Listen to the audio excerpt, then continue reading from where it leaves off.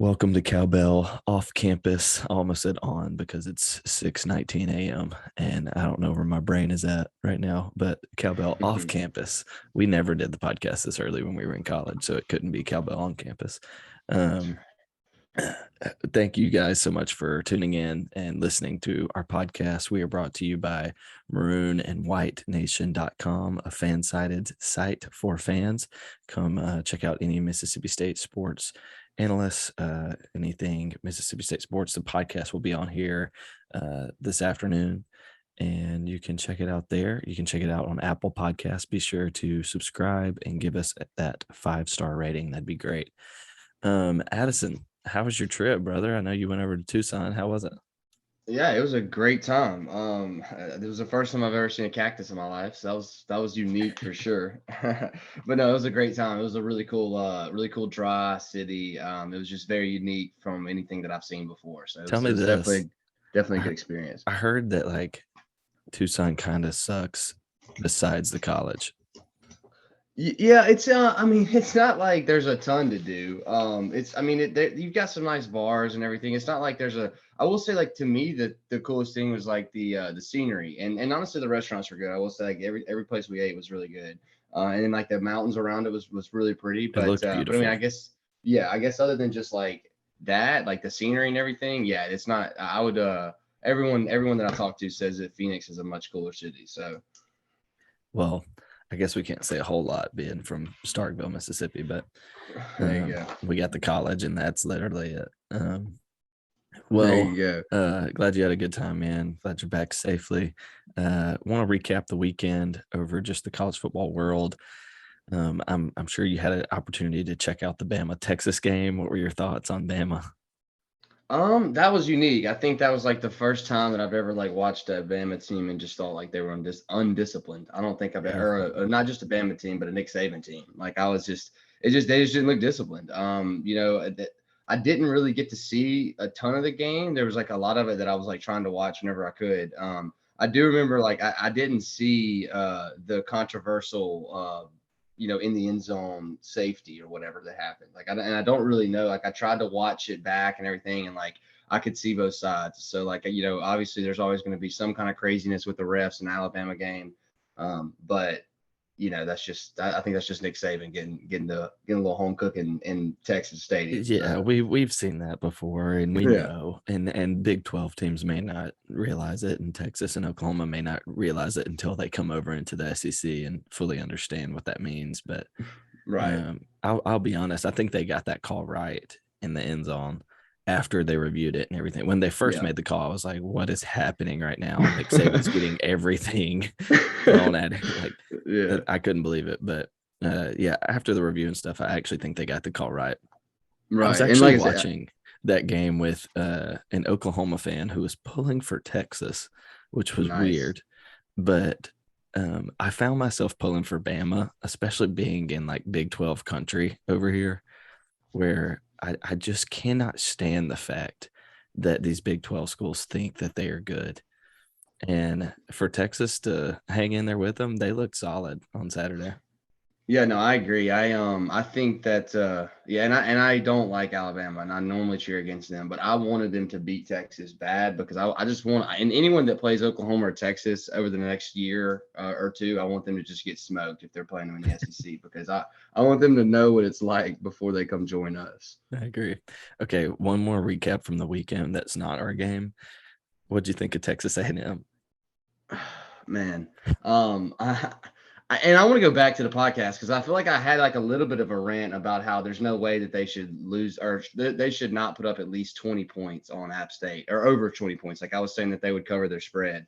Yeah. And I mean, it's like I still agree with everything I said because like it's kind of sad because like the talent that Jimbo Fisher and the money, they have the highest budget out of any program in not just any SEC team, any program in college, all of college.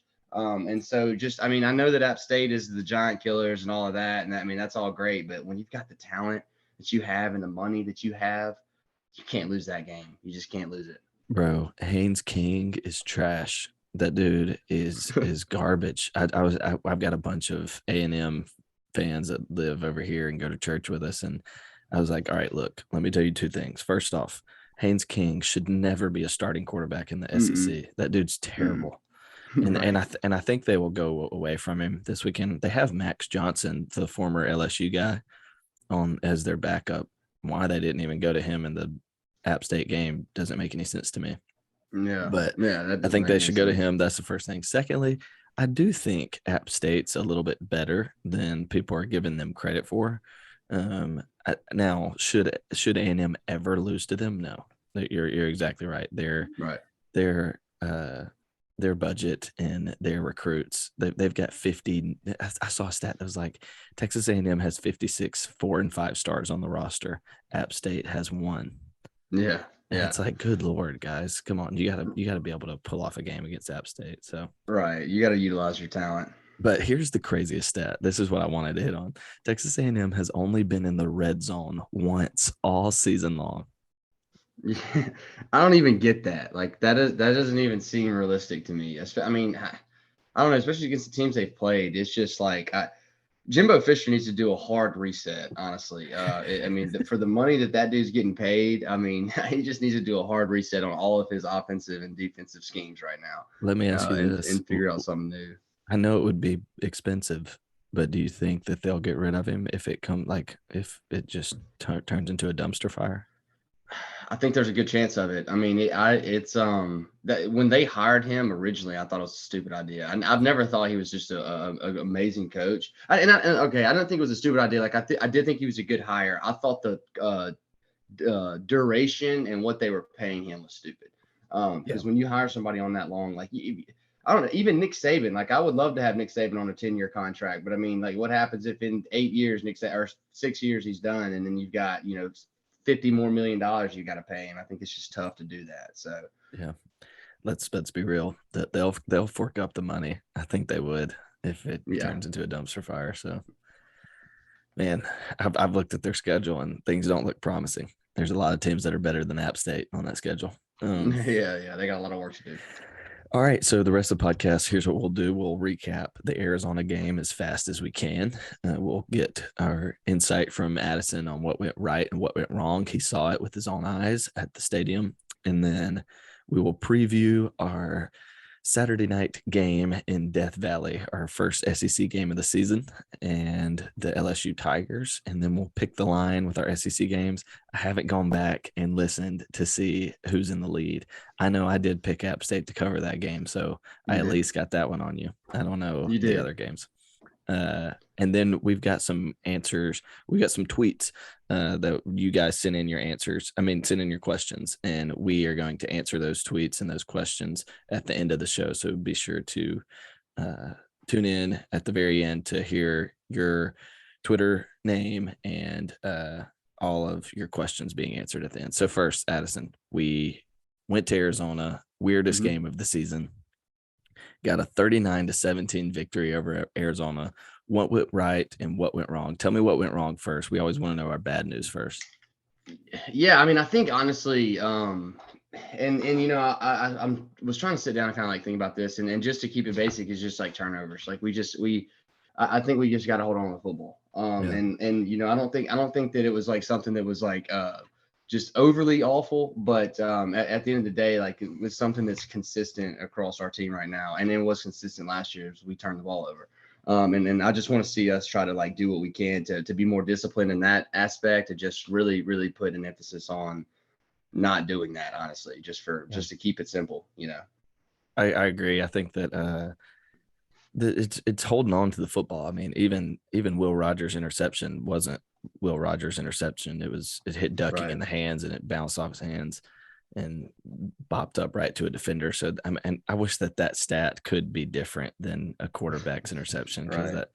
it does stink to see another interception on his part, and it wasn't his fault at all. But I mean, just holding on to the football. Our running backs couldn't hold on to the football. I will say another one of the turnovers was definitely caused by a face mask that Yeah. Woody Marks gave the ball up, but man, he was getting destroyed in that pile. So I can't really blame him on that one. So there's two that really shouldn't have been turnovers, but I agree. I think there's some things that we could probably clean up on the defensive side of the ball, just tackling the quarterback. We got to him a lot. Yeah. there's just several times where we could not bring down the quarterback, and now he's a slippery dude. Jaden DeLaura, I'll give him all the credit in the world. That kid can get out of the pocket and make some plays happen. So what went right on Saturday? What was something that we did really well?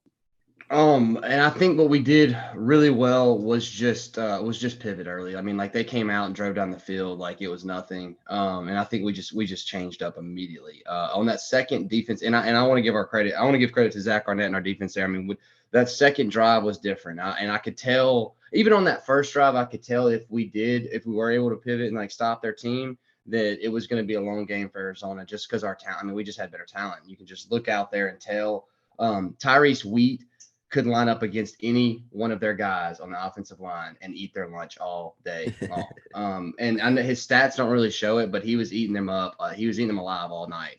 That little right guard or whatever was really, really struggling. I'm sure he's still hurting today because Tyrus was all over him. So Yeah. With that being said, like I think our defense just played really, really physical and really well. I do totally agree with what you said. Like we just got to do better in the open field tackling, especially against a QB if we get him in the pocket.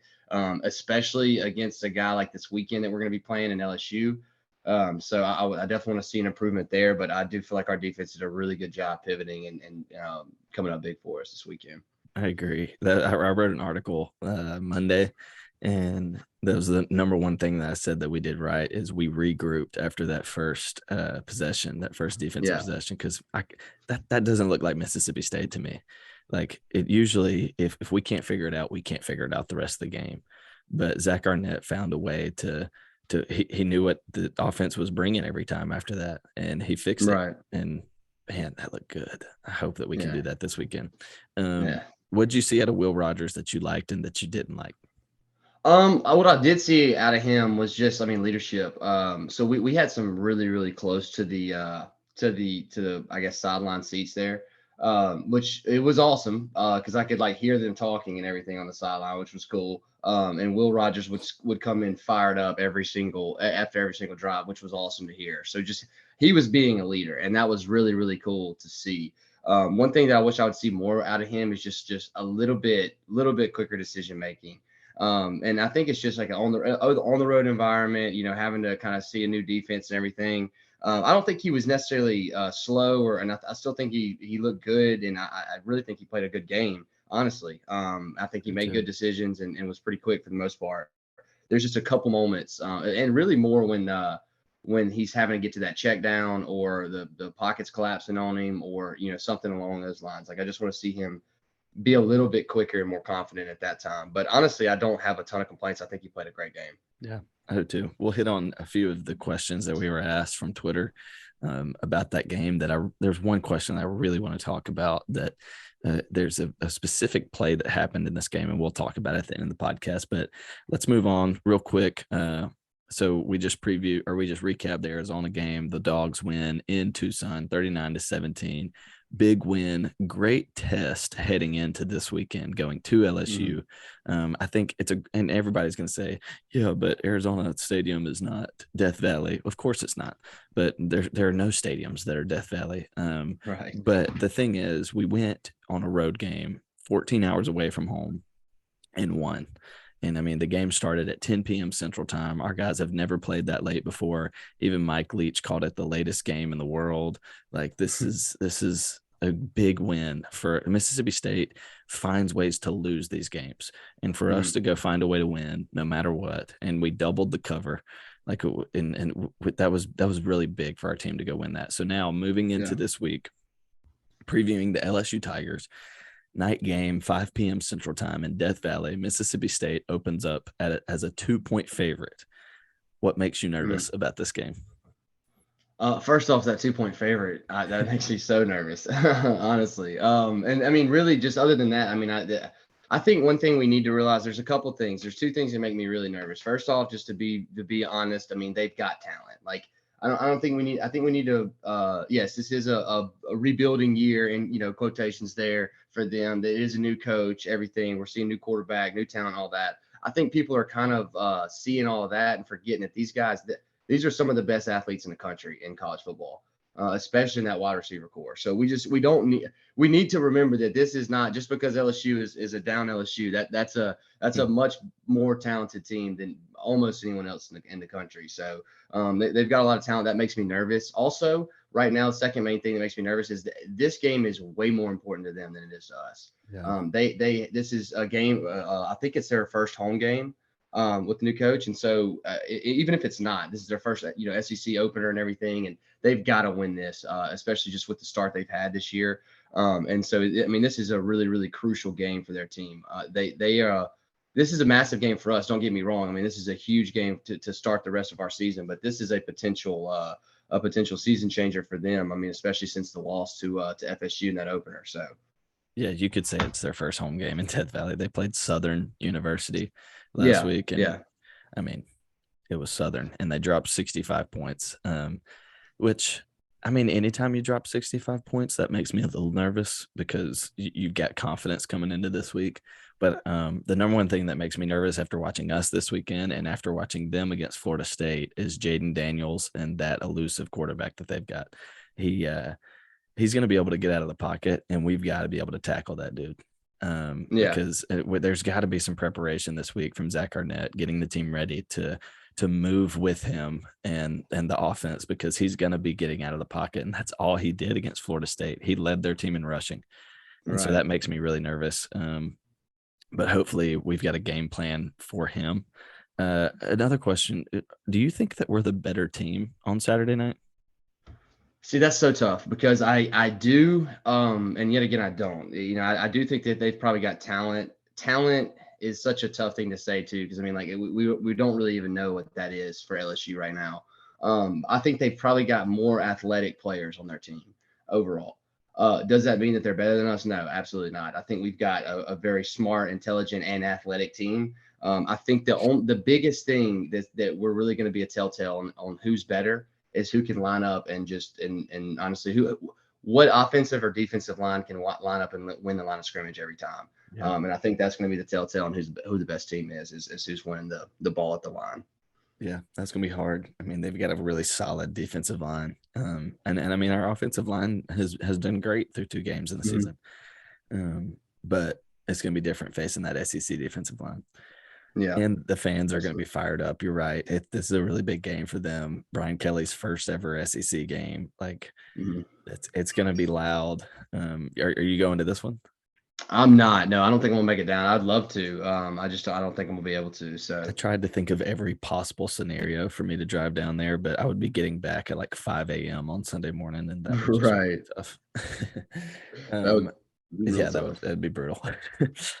All right, so what happens if State wins this weekend? Well, first thing I'll say is hopefully if we win, the AP poll will put us in the top 25. I don't know if they 40 will. Votes. Hopefully they will. So, but no, I mean, if we win, I think it's gonna really be a shock to a lot of teams and in our system. Honestly, I think it's gonna get our fans are gonna be super bought in if we do win this football game. And so it's really gonna change expectations for the season. And on that note, one thing, listening to Will talk and listening to a couple of our other guys, and honestly, just the fans right now. I don't think anyone is satisfied with our first 2 games. Yeah. I agree. And looking back, like if somebody before the season told me that we beat these 2 teams like we did, as badly as we did, I'm thinking, man, we're in a great spot. Like we got a fantastic team. We're one of the better teams in the SEC. But after watching them, I'm honestly a little disappointed in what we saw. And I think that is a telltale of the level of football that we are expecting here already now. Yeah, so I say that it's going to up the expectations, but honestly, I feel like we've kind of done that already. I'm just excited to see our boys play, and if we do win this game, it's going to be massive for us. So yeah, I think the whole city of Starkville starts buzzing if we win this game, and I get it, we should, but there's even a piece of me that we're opening up as a 2-point favorite. I think you're right when you say that they're the more talented team because they've definitely got more 4 and 5 stars on their roster. We're definitely the more experienced team. We're getting a little older in every position group. Got some depth really in every position group. And I think that if we win, maybe we shouldn't be as excited as we are, but we will be. The fans will be well, like you said, the fans are going to be bought in, and Starkville's about to be buzzing. So Saturday night, 5 p.m. at Death Valley.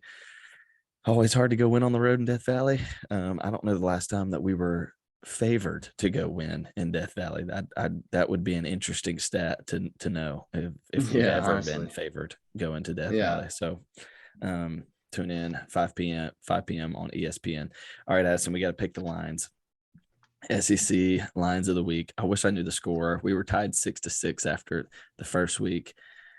It's probably close again. We had a lot of the same picks this past week too. So coming in this week, opening up at 11 a.m., Georgia at South Carolina. Georgia's favored by 24.5.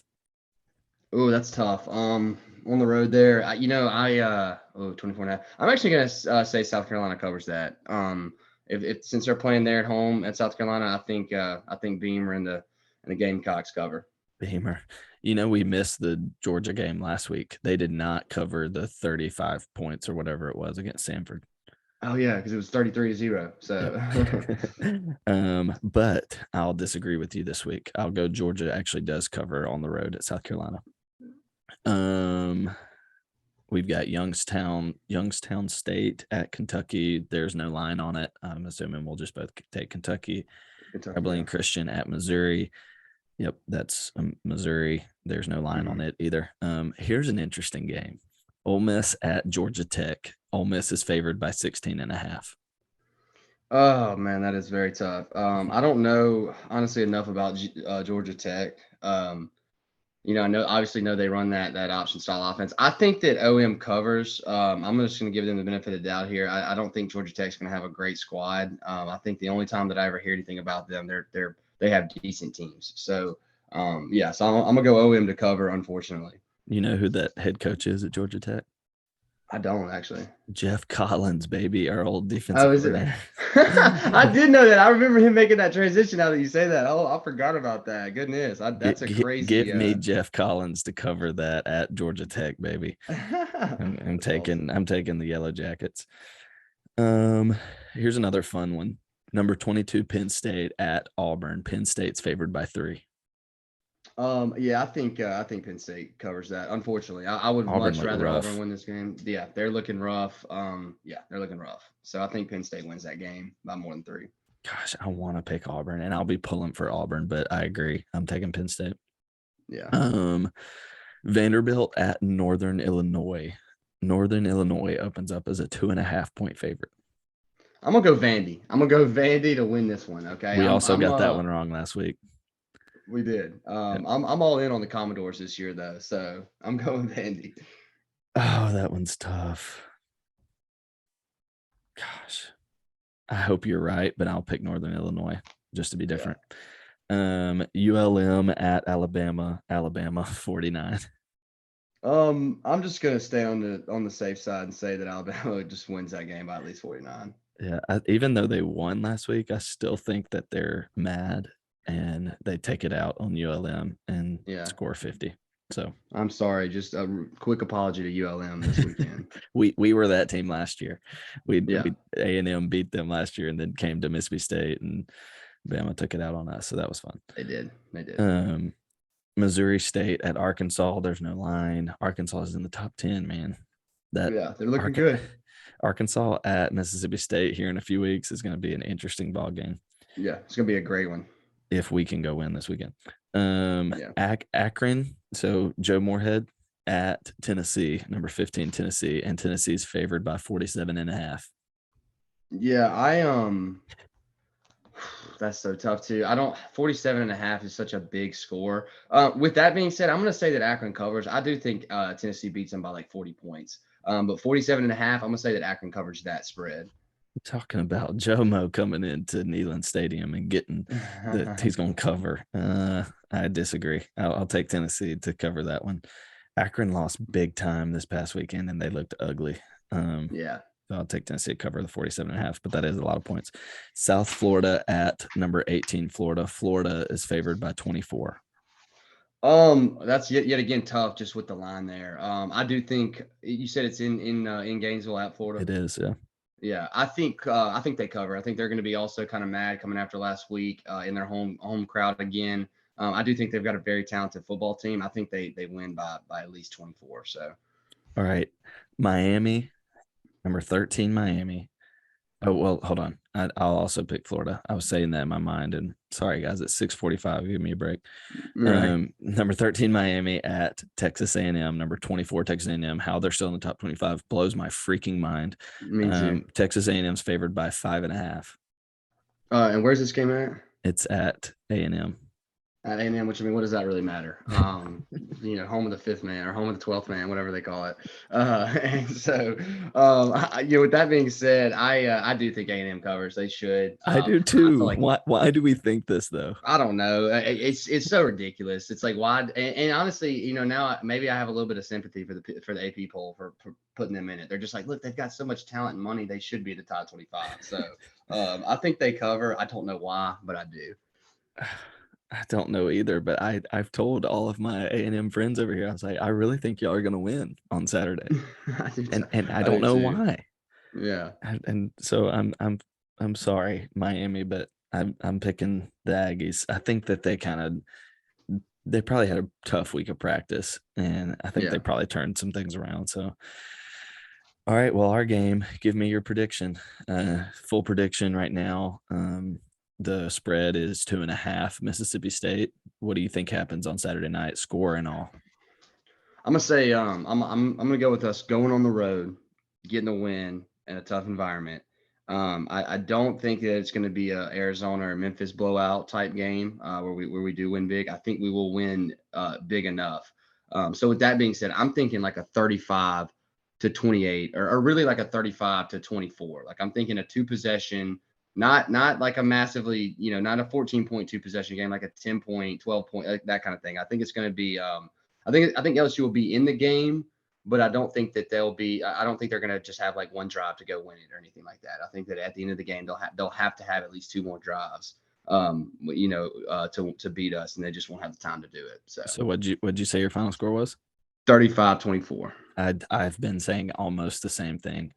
I've been saying 32-24 Mississippi State. So I think Yeah. it's going to be a tight one. I think it's close. I actually think LSU opens up to an early lead. We come back in the second half, take the lead, and carry it into the fourth quarter. Yeah. That's very, very doable. Honestly, that's It's very reasonable for this game. I can already feel my heart rate getting higher as we get closer to Saturday. So, all right, now we're going to answer your questions. Addison, what's the name of your buddy who sent in those questions? Yes, Avery Cobb. Avery. I do. I don't know if I have his Twitter handle right I think now. Avery's about to start writing for Maroon and White Nation, so that's exciting. It is. Avery Cobb sends in the first question. I'll let you answer these.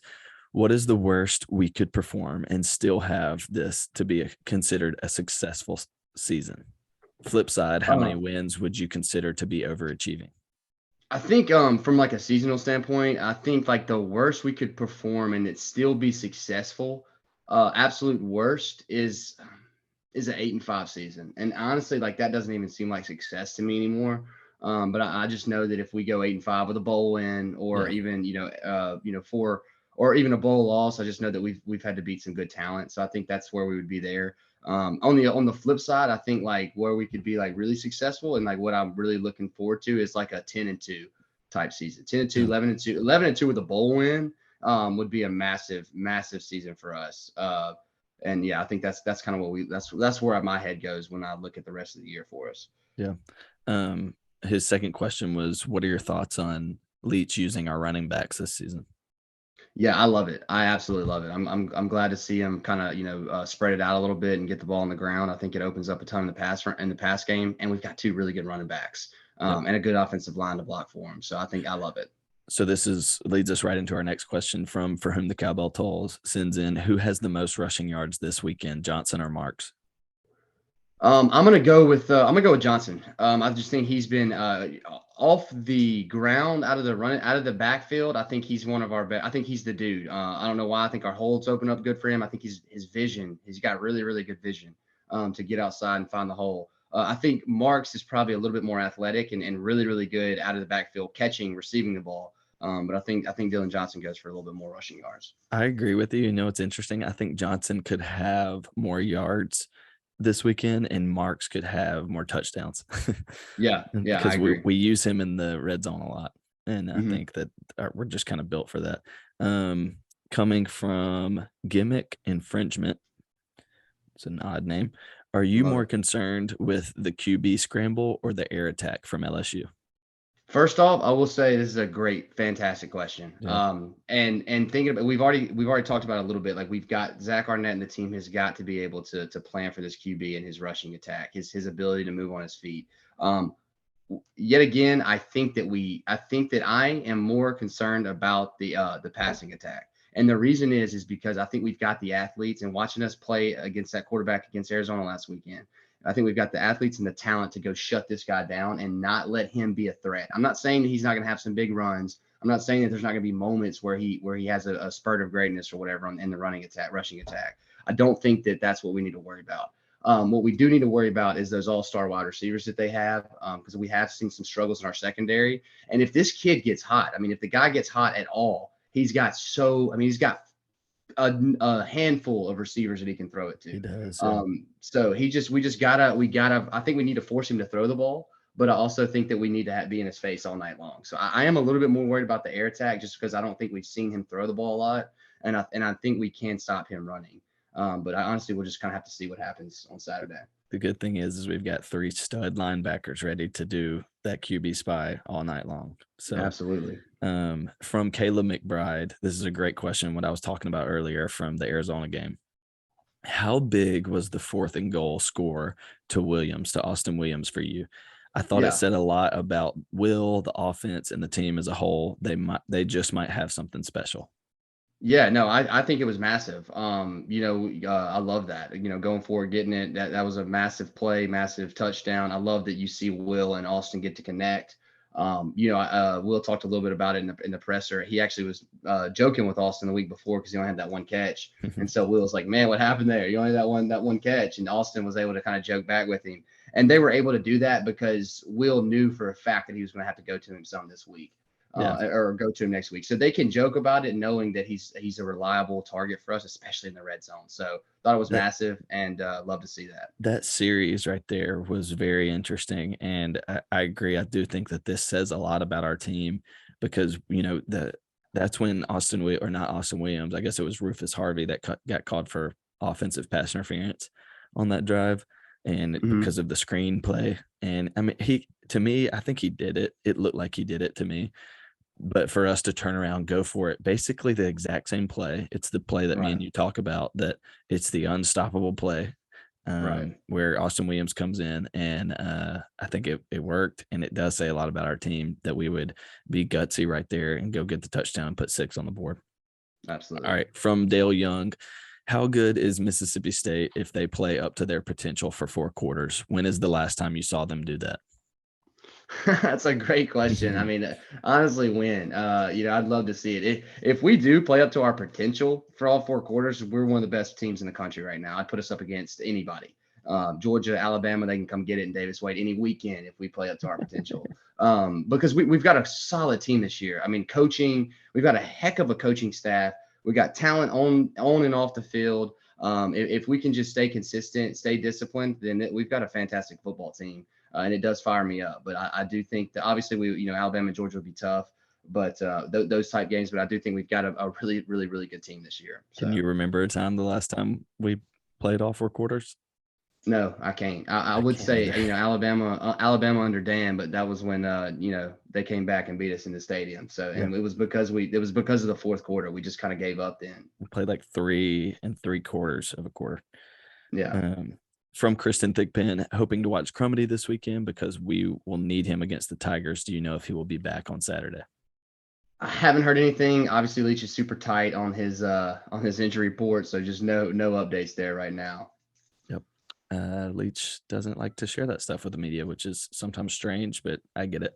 All right. Well, that concludes today's show.